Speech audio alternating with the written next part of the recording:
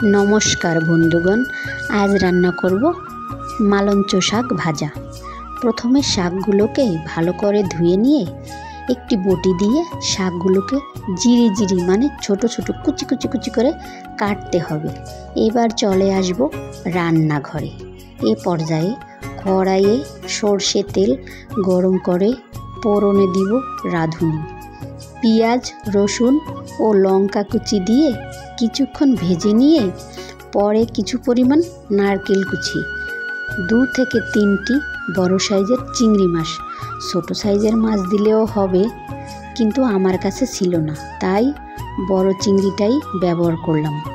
যা হোক, কিছুক্ষণ ভেজে পরে কুচানো মালঞ্চ শাক দিয়ে একটু নেড়ে চেড়ে পরে দিব হলুদের গুঁড়া, প্রয়োজন মতো লবণ, সাথে দিব অল্প পরিমাণ চিনি, তাহলে শাকের স্বাদটা বেশি হবে।